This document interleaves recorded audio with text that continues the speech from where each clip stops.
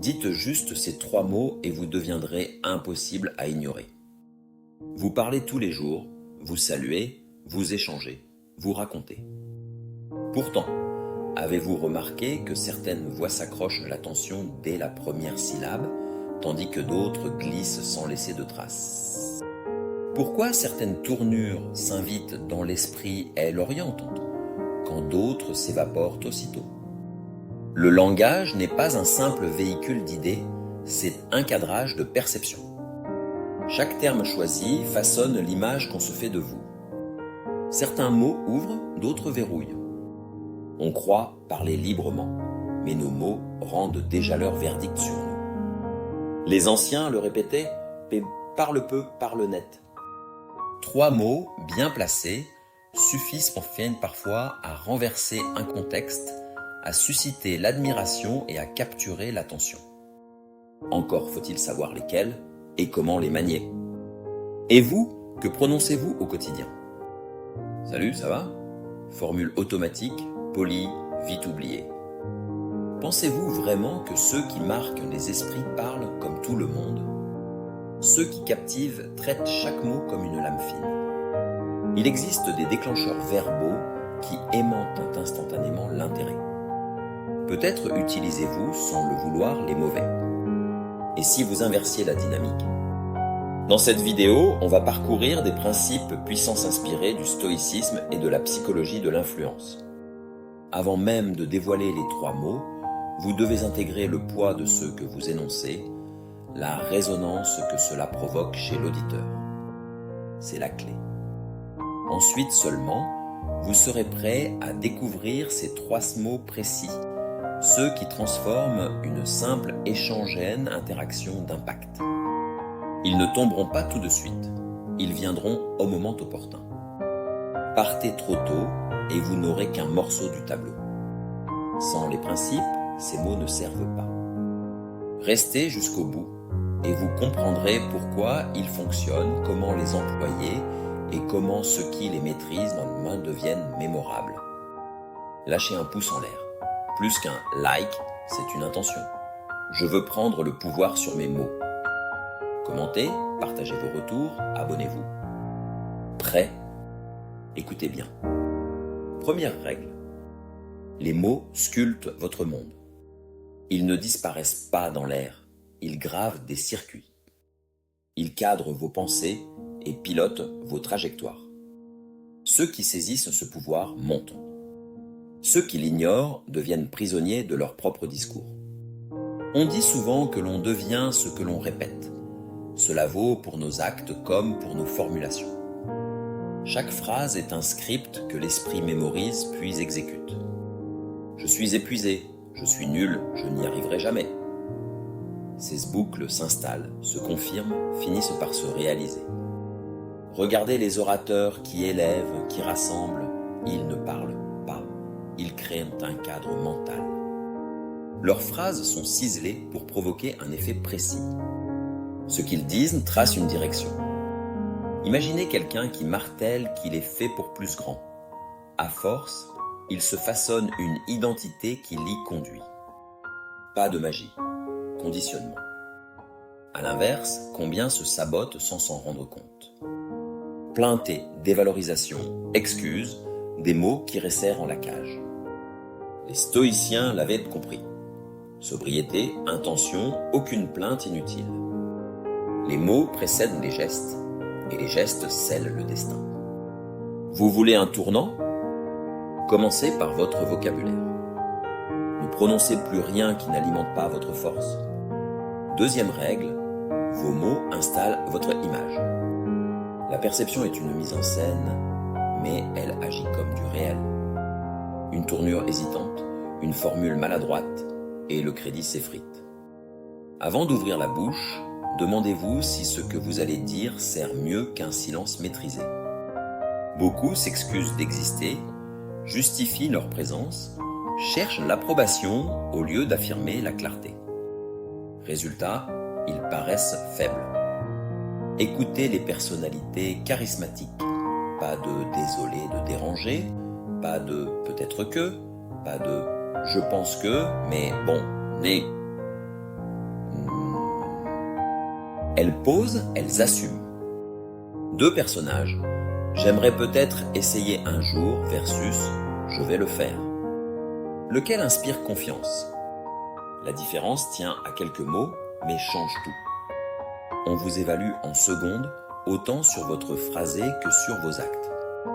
Une phrase floue vous classe, une phrase nette vous élève. Les stoïciens n'occupaient pas l'espace pour le remplir, ils visaient l'impact. La communication n'est pas une simple transmission, c'est un territoire où chaque mot placé est une prise.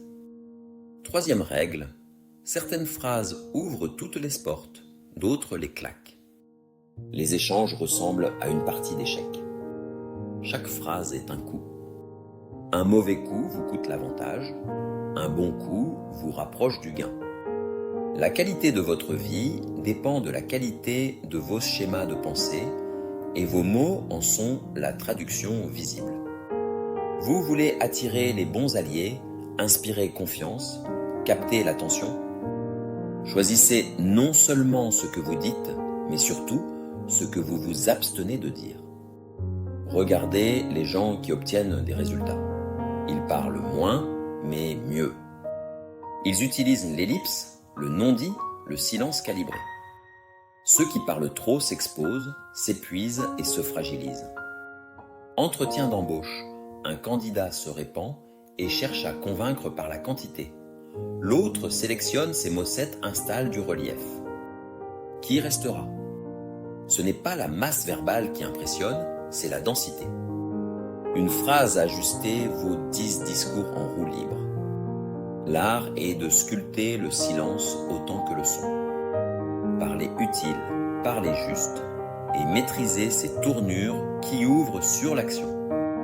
Quatrième règle, vos mots tracent vos limites ou les pulvérisent. Le langage reflète vos croyances profondes. Je ne peux pas, je ne suis pas capable, je ne mérite pas, je suis... Ce n'est pas de l'expression, c'est de l'enchaînement. Chaque mot devient barreau ou tremplin. Ceux qui progressent bannissent la résignation et privilégient le possible. Ils parlent solution, chemin, essai. Face à un obstacle, ils ne disent pas « c'est foutu », ils demandent comment y parvenir au mieux. Même compétence, destin différent. La formulation change l'issue. Le langage est un conditionnement actif. Si vous vous répétez faible, vous vous affaiblissez. Si vous vous parlez à un terme d'évolution, vous créez de la stabilité interne. Les stoïciens refusaient le luxe du négatif gratuit. Chaque mot devait servir, avancer, apprendre, se renforcer. Adoptez ce principe. Aucune phrase qui vous rapetisse. Uniquement des phrases qui vous équipent. Cinquième règle, qui tient les mots, tient les esprits. Les mots orientent la pensée. Celui qui fixe le vocabulaire cadre la perception. Celui qui cadre la perception influe sur la réalité vécue. L'âme prend la couleur des idées qui l'occupent, et ces idées viennent souvent de formulations extérieures. Médias, leaders, influenceurs, tous savent que des mots de bien choisis inoculent des croyances et mobilisent des émotions précises. Les débats sont des batailles sémantiques. Impose le terrain celui qui impose les termes. Je suis là pour vous aider n'a pas le même effet que je suis là pour transformer la situation. Le premier apaise, le second propulse. Les bons stratèges verbaux orchestrent peur, espoir ou confiance avec des expressions soigneusement dosées. La majorité, elle, parle sans filtrer et se laisse embarquer par les mots des autres. Les stoïciens neutralisaient ce piège. Analysez, reformulez, interrogez. Ne laissez personne rédiger votre réalité. Reprenez la main sur vos mots et vous reprenez la main sur vos pensées. Sixième règle, certains mots déclenchent une réponse immédiate. Tout le monde parle, peu déclencheur. Pourquoi? Parce que les meilleurs pensent en levier. Ils savent que certains mots activent des réflexes psychologiques. urgence, interdit, exclusif, dévoilé, secret. Ce ne sont pas de simples sons, mais des interrupteurs attentionnels. Vous devriez tester, n'a pas la même puissance que si vous ne bougez pas, vous risquez de perdre l'essentiel. Le second exploite un biais bien connu, la peur de manquer. Vos mots peuvent calmer, piquer, intriguer, éloigner. Ils peuvent donner du pouvoir ou vous en retirer. La plupart bavardent sans viser un effet défini. Voilà pourquoi ils n'accrochent personne. Les stoïciens prônaient un style simple et chirurgical, base de fioritures, pas d'enflure, pas d'exagération. Le bon mot au bon instant. Parler pour produire un effet, pas pour occuper l'air. 7e règle. Premier mot, celui qui capture instantanément. Certains mots ne se contentent pas d'introduire, ils s'obligent l'esprit à participer. Ce ne sont pas des formules magiques, mais des amorces cognitives. Les grands communicants s'en servent pour forcer la projection mentale. Un mot en particulier reprogramme l'échange dès l'ouverture. Remplacez « Salut, ça va ?» par « Imagine ». Dès que vous dites « Imagine », l'esprit d'en face construit une scène. Il visualise, il entre, il s'implique. Vous ne dites plus, vous faites vivre. Les anciens le savaient, diriger l'attention, c'est orienter la pensée. Placez « Imagine » au bon moment et vous verrez les regards se relever, les visages se tendre, l'écoute s'installer. 8e règle, 2e mot, celui qui crée la connexion. Attirer l'attention ne suffit pas, il faut générer de la proximité. On ne parle pas à des oreilles, on parle à une personne. Trop de discours informent sans toucher. Les messages qui marquent éveillent un sentiment de complicité. Une petite expression y aide, tu sais. Ce « tu sais » bascule l'auditeur de l'extérieur vers l'intérieur. Il se sent concerné, reconnu, embarqué. Ce produit est performant, reste froid.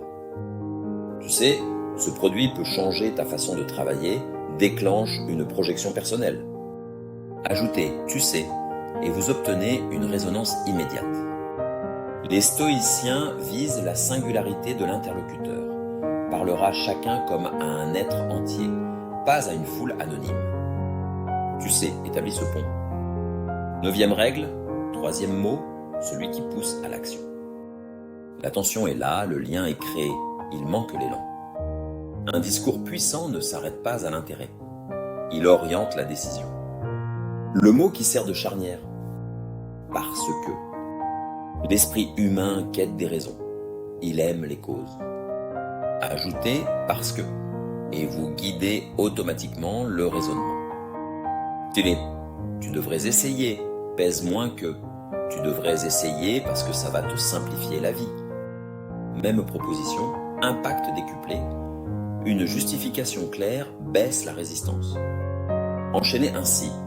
Imagine, dans un an, tu es plus accompli qu'aujourd'hui. Tu sais, tout part d'un choix. Parce que chaque décision prise maintenant fabrique ton demain, le matin. Ou encore, imagine créer des liens plus profonds autour de toi. Tu sais, certaines phrases retournent une dynamique sociale parce que ce que tu dis redessine la manière dont on te perçoit. Ces 3 mots, imagine, tu sais, parce que déroulent un triptyque, capter, relier, entraîner. Les stoïciens rappelaient que la vraie parole est utile et les oriente vers l'acte. Au fil de cette vidéo, vous avez vu comment 3 mots simples changent votre manière de communiquer. Ce ne sont pas des gadgets, mais des leviers ancrés dans notre psychologie et utilisés par ceux qui savent influencer sans forcer. Imagine, accroche l'attention et déclenche la visualisation. Tu sais créer la connivence et rend le message intime. Parce que fournit la raison et abaisse la friction à dire oui. Les anciens connaissaient ce poids, chaque phrase peut guider ou brouiller, fortifier ou amoindrir, attirer ou repousser. Ils ne remplissaient pas le silence, il bâtissait du sens. Si vous avez l'impression de ne pas être entendu, de ne pas laisser de traces, le problème n'est ni votre voix ni votre visage. C'est l'architecture de vos mots. Vous voulez compter ? Vous voulez qu'on vous écoute, qu'on vous respecte, qu'on se souvienne. Appliquez ce que vous venez d'apprendre. Testez ces 3 mots. Intégrez-les à votre langage. Observez leur effet. Si ce contenu vous a déplacé, cliquez sur le pouce. C'est votre engagement à prendre vos mots au sérieux. Écrivez en commentaire ce qui vous a frappé, partagez vos insights et abonnez-vous. Gardez une seule idée en tête, maîtrisez vos mots et regardez le monde, enfin, se mettre à vous écouter. Parce que quand le verbe change, tout le reste suit.